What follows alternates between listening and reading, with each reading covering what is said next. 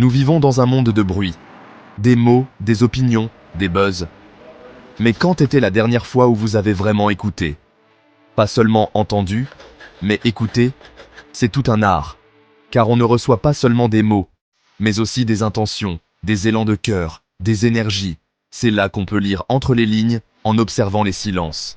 Jean Dion a dit « L'écoute reste la grande oubliée de notre société moderne, en pleine révolution des communications. » Pourtant, ça permet de mieux comprendre les choses et les gens, les non-dits, les contradictions, ce qui est dit et ce qui ne l'est pas.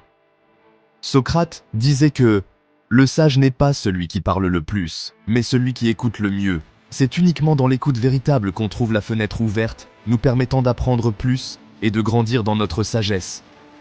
De lire les valeurs, les motifs cachés dans le silence des autres, car il est souvent plus éloquent que leur discours. Le silence des autres est une mine d'informations. Mais, il te faut être dans le silence pour comprendre le leur. Ils révèlent leurs peurs, leurs espoirs, leur vérité et bien plus. C'est là que réside la véritable connexion à leur être profond. Écouter est défini comme s'appliquer à entendre, prêter son attention, l'art de recevoir, d'accepter, ce qui rejoint cet adage qui dit « Qui parle sème, qui écoute récolte ». Dans l'écoute, on accepte de recevoir.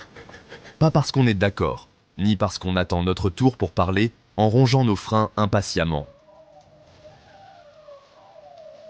Il est estimé que 90% de ce qu'on envoie comme message ne vient pas de nos mots. Alors, si tu ne reçois que les mots, tu passes à côté de 90% des informations qui émanent d'une personne.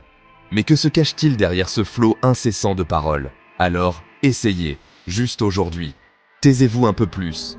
Écoutez un peu mieux, avec une observation pointilleuse. Ensuite, analysez avec profondeur, avant même de répondre à quoi que ce soit. Prenez un moment de silence. Vous pourrez alors avoir une meilleure compréhension et une plus large clarté pour capter ce que disent leurs silences et tout ce qu'ils veulent réduire au silence. Et vous pourrez découvrir ce que le monde a vraiment à vous dire.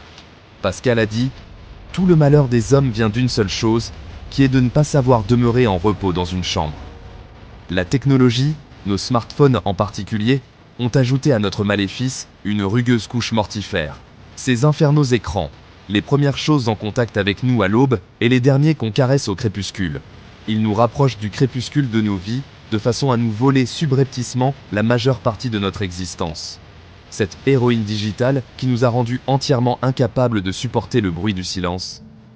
Nous sommes dépossédés de notre liberté substituée par une certaine forme de jouissance d'un plaisir.